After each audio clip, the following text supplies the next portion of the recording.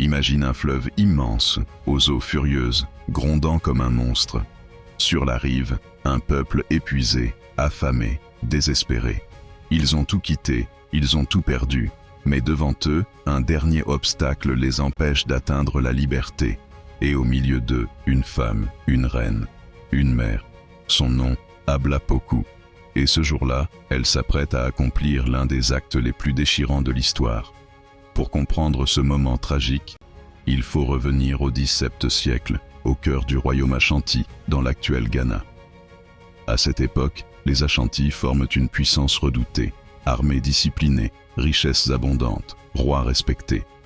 Mais comme souvent dans les grands empires, les querelles de pouvoir finissent par tout fragiliser.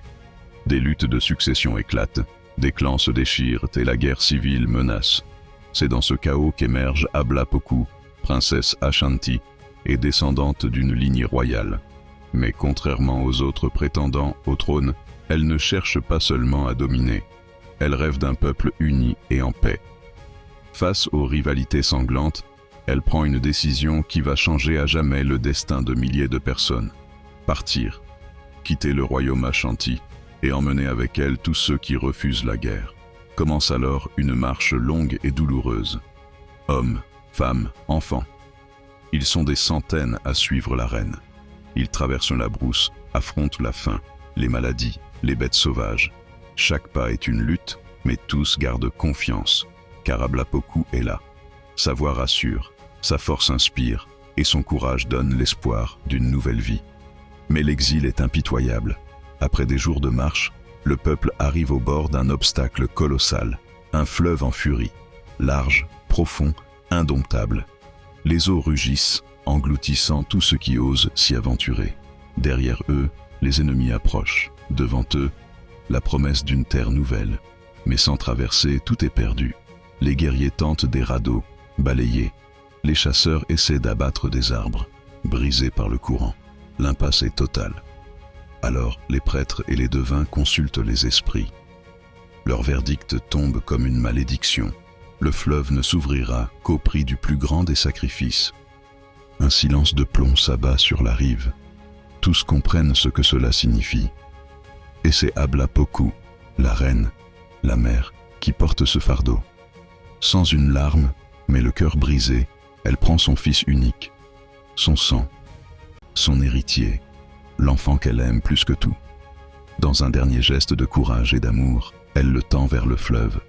Les chants s'élèvent, les pleurs résonnent, puis l'enfant disparaît dans les eaux furieuses.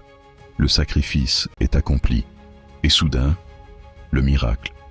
Les flots se calment, le fleuve s'apaise, et un passage s'ouvre. Le peuple traverse, sauvé. De l'autre côté, il n'y a plus de retour possible. Hablapoku a tout perdu, mais elle a donné à son peuple un avenir. De ce sacrifice naît une nouvelle nation, les Baoulés. Leur nom vient des mots qu'aurait prononcés la reine ce jour-là. Baouli, l'enfant est mort. Mais Hablapoku ne s'arrête pas à ce sacrifice. Elle fonde de nouveaux villages, organise la société, établit des alliances. Sous son autorité, le peuple baoulé s'enracine durablement dans ce qui deviendra la Côte d'Ivoire. Elle n'est plus seulement une reine, elle est devenue une figure fondatrice, un symbole de résilience et de sacrifice. Son histoire n'est pas seulement une légende transmise autour des feux de village, c'est une mémoire collective qui a traversé les siècles. Elle incarne le courage, le leadership et la douleur de ceux qui placent leur peuple au-dessus d'eux-mêmes. Aujourd'hui encore, la reine Hablapoku est honorée. Dans les chants, les récits oraux, les danses, elle demeure une source d'inspiration. Son nom ne s'efface pas, parce que son sacrifice ne peut pas être oublié. Hablapoku nous rappelle une vérité universelle. Les grands leaders ne sont pas ceux qui cherchent la gloire personnelle, mais ceux qui, dans la souffrance et le renoncement, offrent un avenir à leur peuple. Ainsi se termine l'histoire de cette femme exceptionnelle, reine, mère et légende. Un destin tragique, mais un héritage éternel. Car tant que les Baoulés vivent, tant que les Africains se souviennent, Hablapoku continuera de régner dans les mémoires comme l'une des plus grandes souveraines de l'histoire du continent.